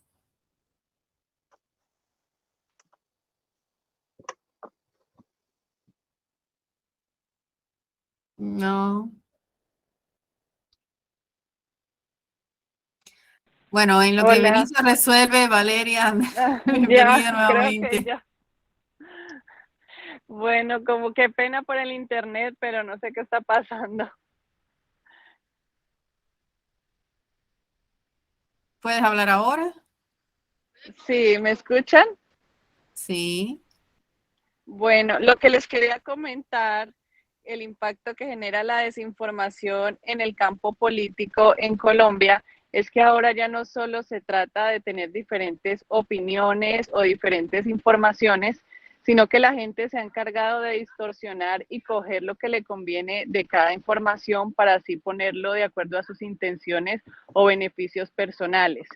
Uno de los ejemplos que di en el campo político en las campañas electorales ahora de Colombia, donde el presidente es Gustavo Petro, era que tenían o unían información de tiempo pasado asegurando que es información presente o pertinente, y eso causa que las personas se desenfoquen, se confundan y haya un caos en la sociedad y no puedan elegir con seguridad y confianza. Esto ha deteriorado también la confianza en los medios de comunicación. Ahora las personas no acuden a los medios de comunicación para informarse o educarse, que sería lo ideal, sino para hacerse simplemente una idea de lo que está pasando, y es muy triste porque ya no hay una verdad absoluta, ya no hay confianza en ningún medio, precisamente por el tema de la desinformación. Uh-huh. Una situación realmente compleja y bueno, creo que otros colegas también habían un poco mencionado esa cuestión de traer informaciones viejas, descontextualizadas o con conexiones falsas también. Y esa cuestión de la confianza es muy, muy importante, ¿no? Justamente corroe toda la institucionalidad, inclusive, ¿no? Esa desconfianza en los medios, desconfianza en los políticos, desconfianza en las instituciones de gobierno, y las personas van quedando más rehenes justamente de aquellos grupos que tienen determinada autoridad o determinada forma de manipulación, que muchas veces ahí es donde entonces la desinformación campea, ¿no? Creo Muchas que gracias, aunque es un Valeria. ¿Quieres factor añadir algo más? bastante negativo, sí, creo Sí. que aunque es un concepto bastante negativo, es una invitación a todos nosotros, la sociedad joven y los profesionales en este campo, para hacer las cosas de manera diferente, poder hacer las cosas más profesionales, ética y moralmente bien, y mostrarle a las personas, a las sociedades, de que sí hay información valedera y que hay personas como nosotros, los que estamos aquí reunidos, dispuestos a brindar información verificada, información neutral y sobre todo correcta y actualizada. Perfecto, muy bien. Muchas gracias, Valeria. Qué bueno que, en fin, conseguiste terminar ahí tu argumento. Bueno, pues, Vinicio, tienes ahora el Agora tá micrófono. dando para ouvir, professora? Sim. Tá. Eu só vim para o celular. Boa tarde a todos, aos professores aqui presentes, né? Dizer que é uma alegria estar com vocês. Em relação aos impactos, né? Os impactos tanto na questão política como na saúde, eu destaco nesse momento a saúde. Nesses últimos 2 anos, né? Desde o início da pandemia do coronavírus aqui no Brasil, foi um período muito conturbado, tanto pelas questões, né, da doença em si, né, perda de várias pessoas queridas, etc., mas também pela politização do que devia ser o programa de saúde, né, em vez de estar ali focado nos agentes de saúde, em questões para tirar dessa situação, mas acabou envolvendo as questões políticas. E dentro disso, né, nessa misturada toda entre política, saúde, houve um boom de desinformação, né? Essa desinformação, fake news em relação de como se prevenir, como, por exemplo, houve campanha via WhatsApp de que você tomando um chá de erva doce com alho, você ficaria curado da Covid. E uma vez que, até então, o tratamento melhor era ficar em casa se resguardando, né, o uso do álcool gel, a máscara, e não essas questões, né, que estava sendo divulgado. Então, é muito importante essa discussão, né, devido a esse período que a gente passou em relação à pandemia. E trazendo para a questão política, né, atualmente nós passamos por eleições presidenciais em nosso país, e, novamente, a gente viu essa explosão, né, de notícias falsas. Então, a gente, inclusive, discutiu essa semana em sala de aula com a professora Nancy sobre essas questões políticas e questões de saúde, né? Por exemplo, logo no início da pandemia, em 2020, foi divulgado que os governadores estavam descumprindo uma ordem do, então, no passado, presidente da República, que decretava tinha colocado um decreto em relação à saúde pública. Só que na notícia ele vinha assim dizendo que era em relação à Covid-19. Contudo, essa notícia ela vinha dizendo sobre contratação de funcionários temporários. E o pessoal, a população, acabou acreditando que o presidente tinha feito essa publicação em relação ao coronavírus, mas, na verdade, não era, né? Então, causou também todo essa confusão na população. Aí eu já trago para a nossa realidade enquanto profissionais da informação, nosso papel, né? Que a gente vai aprofundar daqui a pouco no próximo tópico. Mas como a gente, né, enquanto profissional da informação, a gente aqui ainda estudante, futuro bibliotecário, pode lidar, né, a partir dessa perspectiva. E também perguntar a vocês, né, que a gente está aqui também trocando essas ideias, esse encontro de sabedoria, como foi o período também de pandemia, se houve também essa difusão de algumas notícias, né, falsas, e como vocês enfrentaram, como a gente aqui foi enfrentando, né, desmentindo, enfim. Então é isso. Perfeito, Vinícius, muito obrigada pela sua contribuição e até por esse gancho, né, para passar a bola para o outro lado, né? Aqui, como o Vinícius dizia, durante a pandemia a gente viu muito isso. Tratando de falar em português e em espanhol ao mesmo tempo. O sea, esa cuestión de tenemos un titular de periódico que dice una cosa y el texto dice otra. Entonces, ese problema con informaciones fuera de contexto o con contextos falsos, ¿no? Un titular llamando la atención o tratando de desviar el asunto sobre una cuestión cuando el texto dice otra cosa. Uno de los tantos ejemplos de categorías de desinformación que podemos analizar.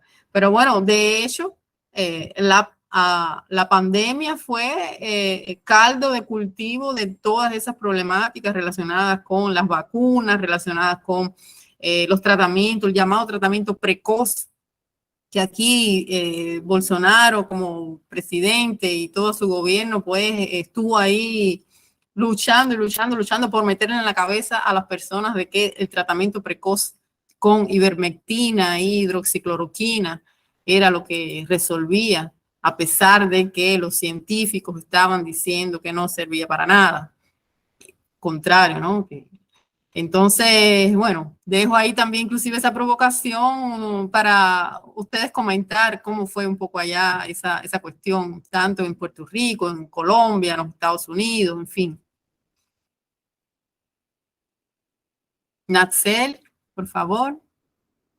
Sí, definitivamente, para contestar la pregunta que plantean, me arraigo mucho a lo que mencionó la compañera Carmen, porque ella menciona la influencia política tan enorme que nosotros hemos tenido en todos nuestros procesos. Y parte de la pandemia fue toda una dicotomía política de cómo nuestros políticos reaccionaron a esta pandemia.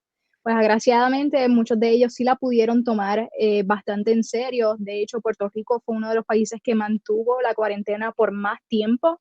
Así que definitivamente, aunque la influencia política estuvo, pues en este caso, en este muy minúsculo caso, pues fue una influencia positiva. Usualmente nuestra influencia política en los medios de comunicación no tiende a ser la más positiva, como pues también está en el ejemplo que ustedes proyectan del manejo de la pandemia allá en Brasil. Muy bien, muchas gracias. Bueno, paso la palabra para Valeria, después Víctor y Naomi. Sí, precisamente, ya que el compañero habla del COVID, un tema tan extenso, quería hablar un poquito sobre el manejo mediático que se dio sobre la vacuna de este virus y precisamente leyendo el artículo Discurso y Manipulación del autor Tendik, él habla de las estrategias que tiene la desinformación y entre esas son los titulares y la estrategia visual que se usan en los artículos, porque normalmente las personas sin leer solamente leen los titulares y ese es el concepto y la información con la que se quedan. Muchos titulares empezaban como la vacuna Pfizer ha causado tantas muertes, pero cuando se leía el artículo, el culpable de esa muerte no era la vacuna. Así que esa desinformación creó pánico en la comunidad de vacunarse o no vacunarse o satanizar ciertas marcas de vacunas y eso evidentemente causó y desencadenó otras enfermedades como la depresión, la ansiedad, la inseguridad y eso por el manejo sencillo de estilo o cómo se manejaban simplemente los titulares y los colores de la información y de las noticias. Muchas gracias, perfecto Valeria, muy bien sus colocaciones. Víctor. Víctor Manuel. Víctor Manuel, perdón. Tranquila, es una broma. Prefiero darle la palabra a Naomi, por favor. Naomi, Gracias, profesor. Yo voy de la mano también, como que ahora mismo vacunarse es casi un statement político, van casi de la mano. Ahora mismo los Estados Unidos ha tenido las tasas más altas en muerte por el coronavirus al sol de hoy. Y ahí es donde vemos que donde lo viejo se hace la norma, pero al hacerse la norma se ve retado por las mismas consecuencias de no informarse. Y es como dijo la compañera anteriormente. Ok, el COVID vino, no nos quisimos vacunar, ok, pues vamos entonces todos a hacer la cuarentena, y a la cuarentena entonces vimos las condiciones que entonces salieron, la depresión, todas esas causas mentales que antes eso no se hablaba, todo eso era tabú. Entonces se ven las consecuencias de lo que es la desinformación. No informarnos, no tratar el problema de raíz nos da consecuencias con las que después tenemos que entonces, ahora tenemos el COVID y tenemos depresión. ¿Qué hacemos? Tenemos ahora las dos. Exactamente. COVID, depresión y crisis económica. Crisis económica. Víctor Manuel. Gracias.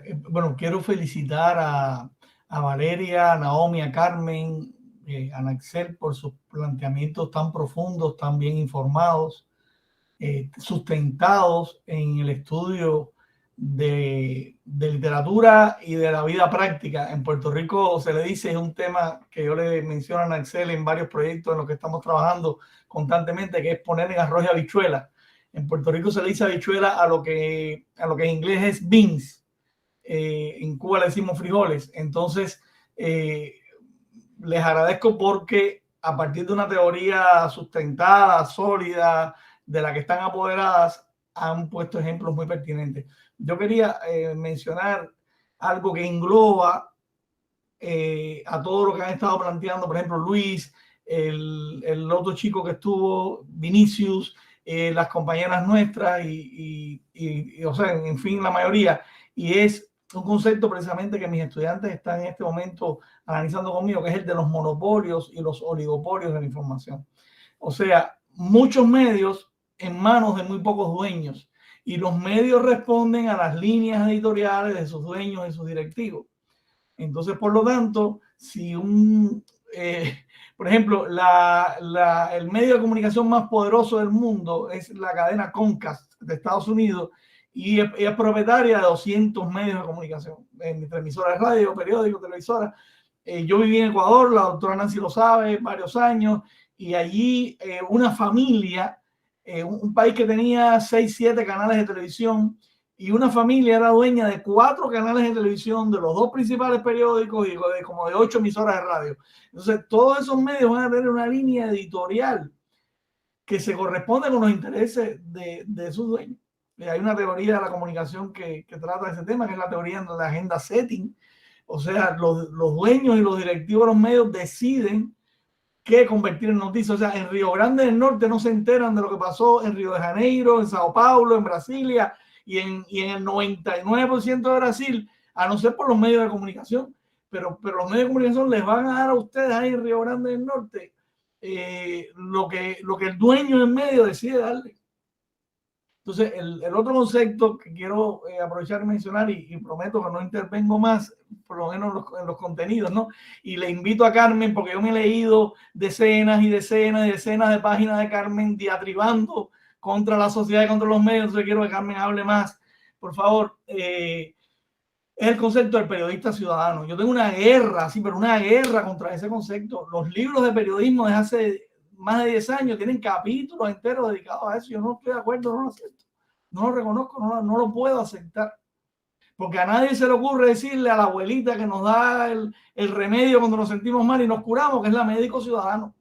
Y en esas depresiones que Valeria está describiendo y Naomi confirmando, y Valeria y Naxel también, todos tenemos una amiga, un amigo que nos pone el hombro, y a nadie se le ocurre llamarle psicólogo ciudadano. Entonces, yo estoy de acuerdo con que el ciudadano participe en el proceso comunicacional. Pasaste por el lugar, viste algo, lo grabaste, lo enviaste, pero volvemos a lo mismo. Eso hay que procesarlo, eso hay que verificarlo. La investigación periodística, yo puse la gran ausente, no, vaya, está desaparecida, prostituida, destrozada, no existe, no se investiga. Entonces, Carmen, me encanta que usted se ría, pero quiero que hable, porque yo me he leído cientos de páginas suyas diatribando, así que entonces quería acotar esas dos ideas, ¿verdad?, que abonan a toda esta problemática que hemos estado discutiendo. Perfecto, Víctor. Y sin contar con que ahora no son solo los grandes oligopolios o monopolios de los medios, que muchas veces son los medios tradicionales, sino que tenemos los grandes monopolios y oligopolios tecnológicos, ¿no? Porque hoy la información que nos llega justamente es en bol, ¿cómo es en español? En aquellas bolas, ¿no? Aquellas cápsulas, cámaras, ¿no?, creadas por las redes sociales, ¿no? Los algoritmos de redes sociales que nos llevan la información que esos algoritmos ya determinaron también, que aparentemente, según nuestros intereses, etcétera, son las informaciones, y en definitiva estamos encapsulados en esas cápsulas de información que no responden muchas veces a la realidad, ¿no? Entonces, eso es otra manipulación de alguna manera en la que estamos sometidos por esos grandes gigantes tecnológicos también.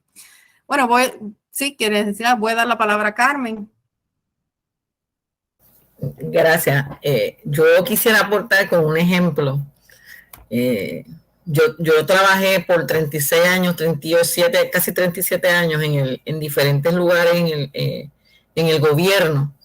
¿Verdad? Yo empecé en el Senado de Puerto Rico como oficial de prensa y he estado en municipios, he estado en la fortaleza de la residencia del gobernador. La casa de gobierno. La casa de gobierno. Y entonces, tomando la línea del COVID, yo cuando estaba en el municipio yo trabajé en el municipio de San Juan, la alcaldesa era la señora Carmen Yulín Cruz Soto.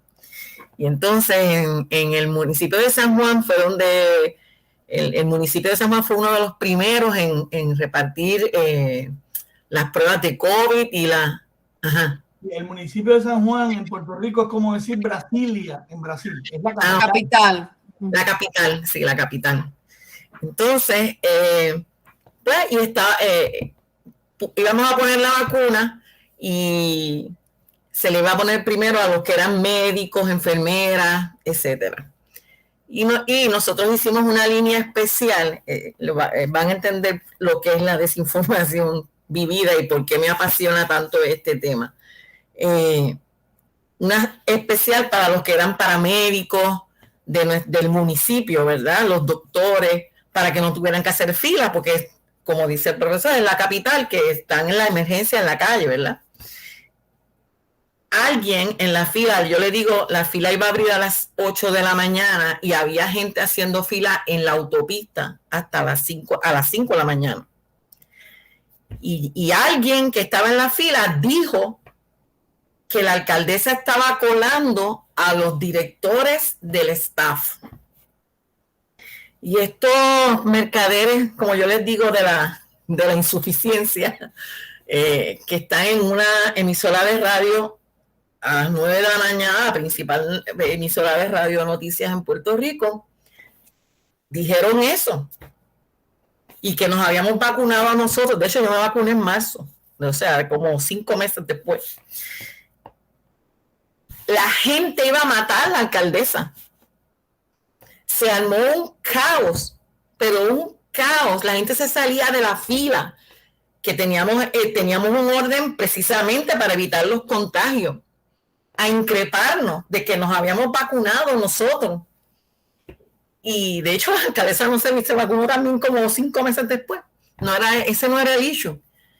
Y esa persona, esos todólogos, como le dice la profesora mía, que lo saben todo, sin corroboración, tira eso al aire en un driving time. Aquí en Puerto Rico eso es una cosa terrible y casi nos matan allí. Y entonces creó un motín.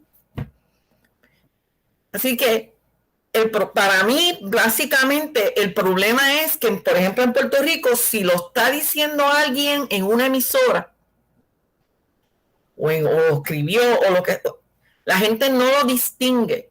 y lo da por cierto. A eso añádale que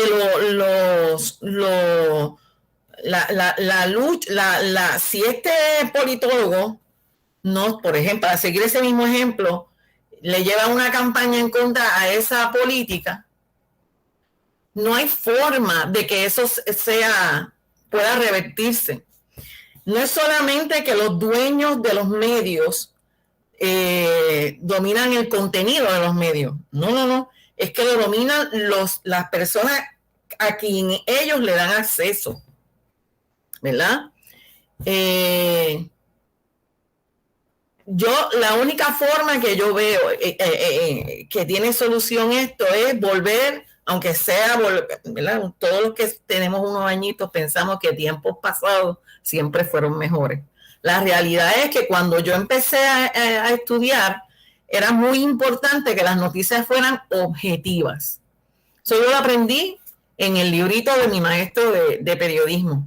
Y decía que tú tenías que informar el dato y que la persona que lo leyera no supiera qué es lo que tú opinas. Porque para eso están las columnas y los editoriales, etcétera. Pero ahora todo el mundo ahora tienen los podcasts, hay muchas formas de hacerlo y las personas le dan credibilidad porque salen por un medio oficial. ¿Qué me sigue? Y, por ejemplo, en el área, volviendo al tema de la investigación, aquí en Puerto Rico dependemos de lo que haga el Centro de Periodismo Investigativo. Y todo el mundo es eco de eso. Pero la gente pone, según sea el tema, o es político, o es religioso, la cosa es que nunca, bueno, yo lo resumo en una oración. Si usted leyó el periódico, escuchó radio y vio televisión, no sabe lo que pasó en Puerto Rico. Que aquí prácticamente tiene que ser testigo casi notario de lo que ocurrió para tener, tiene que ser testigo presencial del asunto. Ocular. Gracias. Muchas gracias, Carmen. Y bueno, ya usted estaba hablando de cuestiones relacionadas tanto con la actuación profesional como con la propia formación. Y ya voy a ir entonces caminando para nuestros últimos dos tópicos, precisamente por una cuestión de tiempo, ¿no? Porque, en fin, acordamos que eran máximo 2 horas, aunque está muy buena toda la conversación y el intercambio que hemos sostenido. Y entonces, bueno, voy a abrir justamente para esos dos tópicos, cómo podríamos estar enfrentando desde bibliotecarios, periodistas, comunicadores sociales. Aprovecho que estaba por ahí, Luis está todavía, no sé, Luis está en la área de tecnología, tal vez necesitamos, tal vez no, estoy segura que necesitamos también de los tecnólogos, de los informáticos en ese trabajo. Entonces, ¿cómo podríamos desde cada uno de estos nichos, pero también interrelacionados, tratar de enfrentar estas cuestiones? ¿Y qué nos faltaría también? Estamos en definitiva con estudiantes de graduación y posgraduación. Entonces, ¿qué nos faltaría en nuestras formaciones, tal vez en nuestros cursos, en nuestras disciplinas, para salir mejor preparados ante estos fenómenos? Bueno, está Valeria. Después le voy a dar la palabra a Luis. Si alguien más quiere, puede inscribirse, por favor. Valeria. Esa pregunta me pareció muy interesante lo que comentó el profesor Víctor y la compañera Carmen acerca de los monopolios y cómo se ejerce el poder en los medios de comunicación. Y quisiera hablar como nosotros, los jóvenes, los millennials, como se le dice en algunos términos, y es que ahora ya el monopolio o el poder no está solo en los noticieros, en la radio, en el periódico que se conocían en tiempos pasados. Ahora para nosotros la comunicación puede venir sencillamente de un influencer, de un podcast, de un TikToker, y eso es triste porque no son personas que han estudiado esta carrera y todo lo que este campo requiere, y lo que decía el profesor Víctor Manuel No la persona que esté en una situación quiere decir que ya está comunicando. Solamente está dando a conocer lo que vio, pero no quiere decir que tiene la verdad sobre el tema. Y precisamente sobre la desinformación y cómo nosotros podemos luchar frente a eso, creo que viene en cada uno hacer el cambio y podemos empezar por no compartir información de la cual no tenemos como información verificada. Si no sabemos de qué fuente viene y no lo hemos contrastado con otras fuentes, decir, bueno, aquí dicen esto, pero ¿qué dicen los otros medios? No quedarnos con una simple noticia de un simple medio, porque cada medio tiene sus ideales, sus religiones y, bueno, sus enfoques políticos, así que lo importante es escuchar todo lo que vemos, ver, investigar y de ahí sacar un criterio propio. Perfecto, muchas gracias, Valeria. Voy a dar la palabra a, déjame abrir la fila esta. Luis, Carmen, Brenda, Naomi, depois. Obrigado. No caso, quando a gente fala da minha área, no caso, minha área da tecnologia, uma coisa que também passou, talvez a gente tenha citado na discussão e eu não tenha ouvido por, vamos dizer, questões linguísticas, mas uma das coisas que aconteceu aqui no Brasil foi muito disparo, vamos dizer, disparo pelas redes sociais e o que a gente chama de contas ilegítimas, contas que não são pessoas, elas são simulação de pessoas, são, vamos dizer, são robots. São robôs.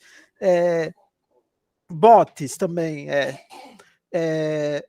Quando a gente fala nessa questão, a questão da tecnologia a questão, para você lutar de momento imediato, seria a questão das agências de fact-checking, que foram citados aqui, mas voltando ao ponto do nosso colega lá atrás, o colega Matheus, para mim também deveria essa questão de como analisar a informação de modo crítico vir de base, mas para nós, questões da tecnologia, a gente vai trabalhar provavelmente mais no imediato do que no...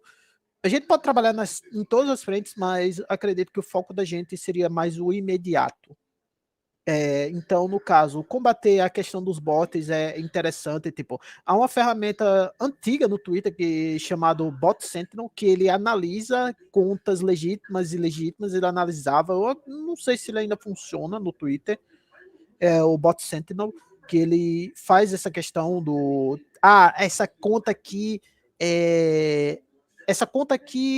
pelas postagens ela não pode ser, no caso, a gente não trabalha com exato, ela pode ser, ou tem aquela, tem contas que foram criadas há pouquíssimo tempo, tipo, poucos meses, poucos dias, se ativam por uma coisa, trabalham, passam tais informações de tais influências exatinhas e tal, e tipo, se passa como se essa informação fosse correta, mas não.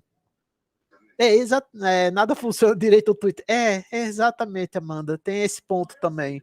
Então, no meu caso, provavelmente nós da área da tecnologia, a gente vai trabalhar mais no imediato, questão de monitoramento desse tipo de desinformação, e o mais interessante para mim seria o fact-checking veloz. Ótimo. Vou passar a palavra para quem? Era Naomi? Naomi, depois Brenda. Yo voy a la pregunta original, que era cómo nos podemos preparar mejor para enfrentar esa consecuencia. Y yo pienso que es ayudarnos a encontrar el filtro entre lo que es objetivo y lo que es desensitized. Porque también entonces, al ser tan honesto, se puede ocasionar un caos, y eso no es lo que nosotros queremos llevar con la noticia. Queremos informar para que cada persona pueda tener acceso a un pensamiento crítico y poder llegar a una conclusión propia. Pero entonces, ¿cómo encontrar ese filtro entre cómo te digo la verdad sin alarmarte, sin asustarte? Um elemento interessante também aí em essa questão da divulgação. Graças. Brenda, por favor. Olá, gente, boa tarde. contribuindo com a fala e também relacionando, né, como nós, né, eu, no caso, futura bibliotecária, a gente pode contribuir para enfrentar essa desinformação, né? Nesse contexto, a gente realmente, né, deve seguir, né, a questão da trajetória da competência crítica em informação, como já foi falado pelos meus colegas anteriormente, porque, querendo ou não, ela vai contribuir de forma positiva nas mudanças, tanto particulares do indivíduo, como sociais e organizacionais, para combater, né, essa ignorância, a falta e também o excesso de informação que a gente recebe, a questão da divulgação e alcance das fake news, e fazendo assim com que a população consiga enfrentar essa desinformação que a gente passa hoje. E no nosso contexto, as bibliotecas escolares, quando elas são geridas, né, por um bibliotecário com essa competência, é um grande exemplo de um ambiente de atuação que tem esse poder de participar diretamente no combate à desinformação desde a mais tenra idade dos indivíduos, desenvolvendo desde cedo, né, essa competência na sociedade, e também porque eles buscam, né, a gente busca, né, ações mais educativas e específicas destinadas a combater essa desinformação, o letramento, e a gente poderia até mesmo inserir a questão da web, né, a questão digital, como um serviço para isso.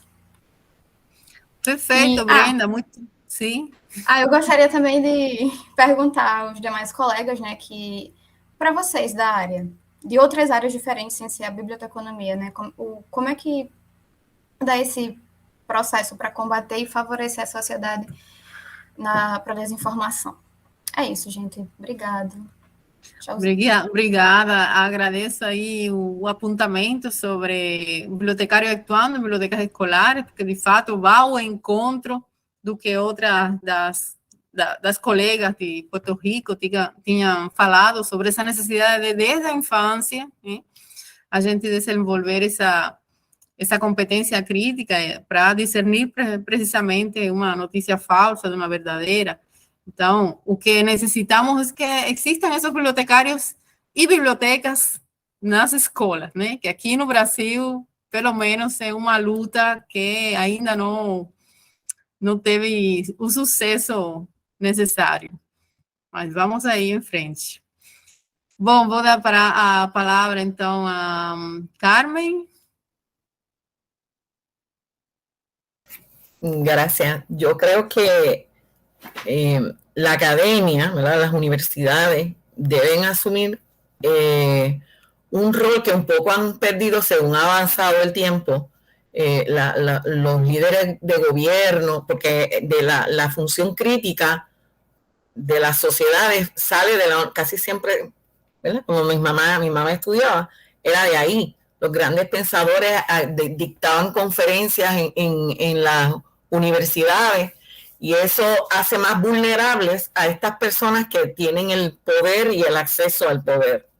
Yo pienso que encuentros como este, en que nos, ¿verdad? Un poco aquí en Puerto Rico le decimos insularismo, nos hace salir a nosotros de donde estamos y ver que en otros lugares están ocurriendo las mismas cosas y tienen los mismos problemas, y podemos compartir quizás soluciones inmediatas a largo plazo, y ver de qué manera cada uno de nosotros puede aportar. Lo otro es que yo creo que debe haber yo no sé si llamarlo una coalición, una agrupación quizás no mundial, ¿verdad? Pero una agrupación que sea compuesta por profesionales de las comunicaciones, por investigadores, por estudiantes, por dueños de medios, por periodistas, donde se discutan este tipo de temas y un poco las personas y se reseñe, ¿verdad? Porque si hacemos una cosa como esta a gran escala y se queda en el mismo sitio, pues no hicimos mucho, ¿verdad? Pero eso ayudaría a las personas que pudieran tener acceso a esa información, hacerlos menos vulnerables a la información falsa. Las universidades, no sé con qué fondo deberían hacer investigaciones más certeras, más abundantes, más firmes sobre este tema, porque siempre me preocupa, si el profesor, yo se lo he comentado en esas miles de páginas que he oído de mis protestas, pues que las personas tengan esa alternativa, ¿verdad? Tengan acceso a eso. Y además, por ejemplo, yo tengo todo ese tiempo trabajado en el gobierno nada más, y yo sentí la necesidad de dejar de quejarme. No es solamente la crítica, ¿verdad? Porque tenemos, sobre todo los latinos, este culto a la crítica, sino qué voy a hacer. Y yo pienso que por eso es que yo estoy estudiando la maestría, porque yo quiero compartir esta frustración o experiencia, como se quiera llamar, para que los que vengan después de mí tengan esa herramienta, tengan ese paso más. No, porque si no, salen de la universidad y se convierten en parte del problema. Se contaminan, ya salen contaminados, ¿verdad? Porque no dejamos de ser, aunque estudiamos comunicaciones, no dejamos de ser ciudadanos. Y nos afecta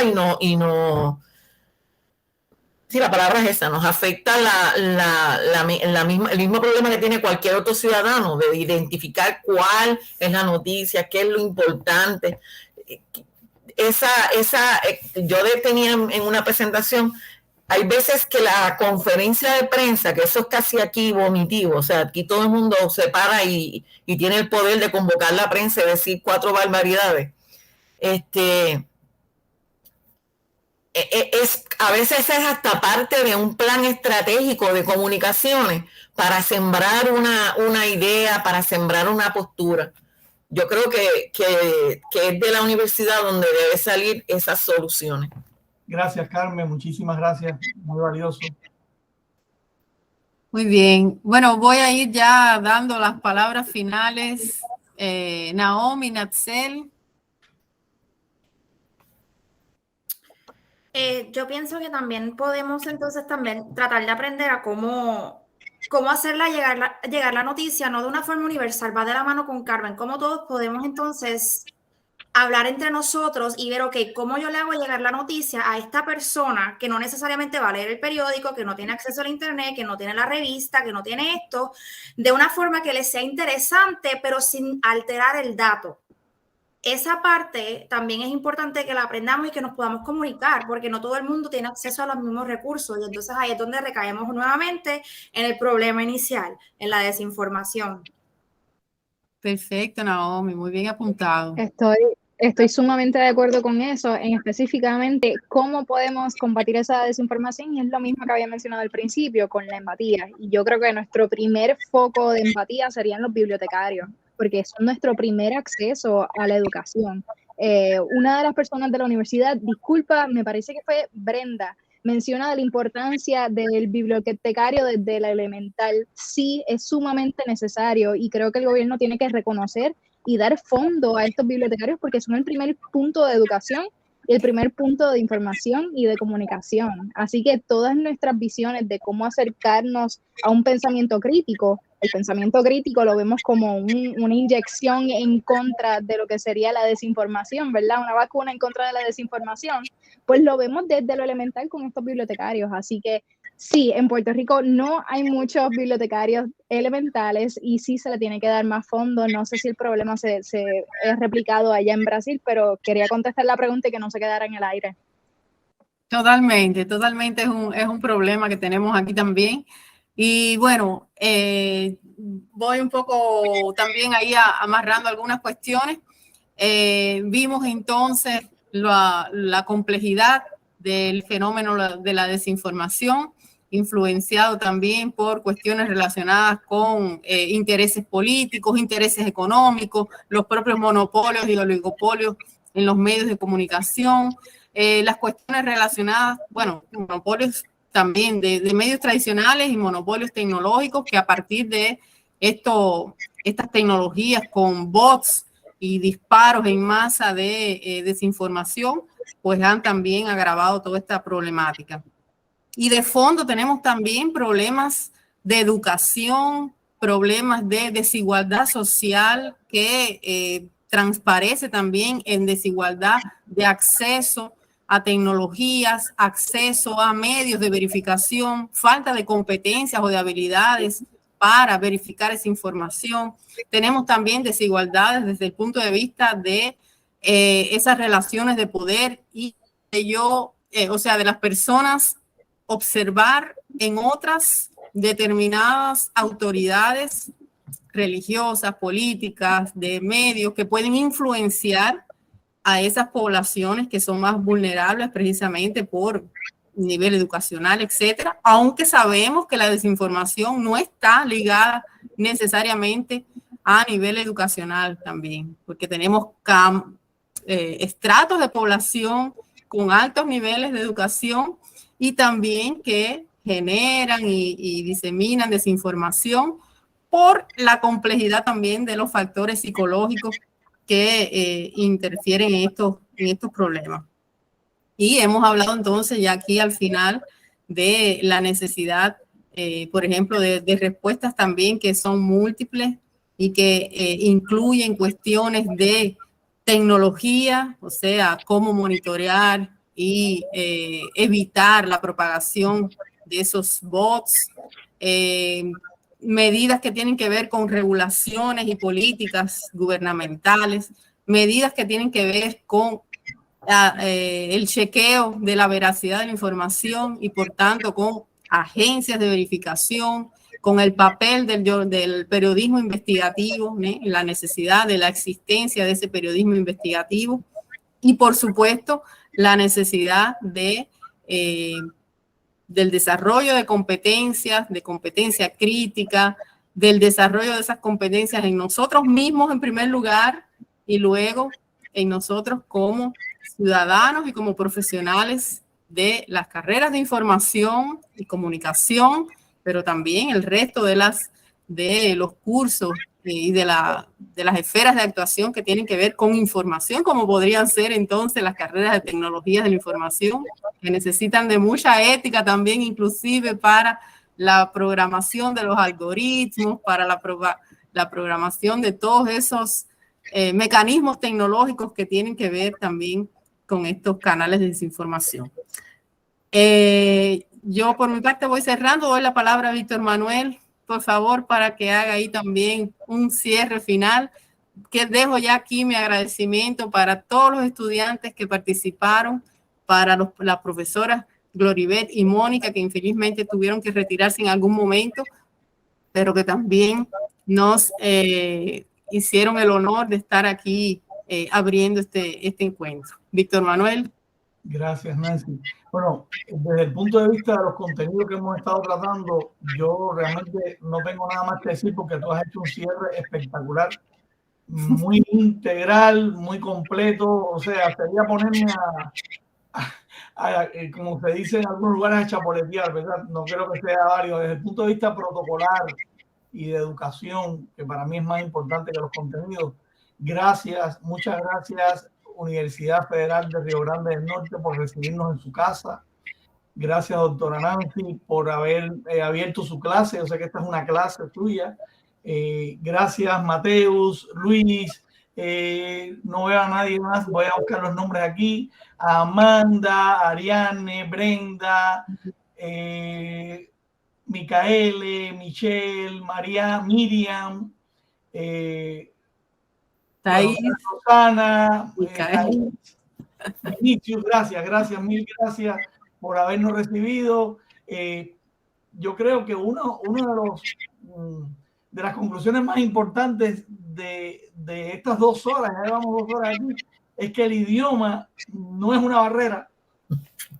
No, el idioma no es una barrera, nos hemos entendido. Así que gracias por ser personas tan educadas, tan amables, tan respetuosas y por habernos recibido. Y gracias también a mis estudiantes por su preparación, se prepararon mucho, muy bien, y por sus extraordinarias intervenciones. Muchas gracias. Bueno, Valeria quiere decir algo y ya después vamos encerrando. Valeria no se escucha.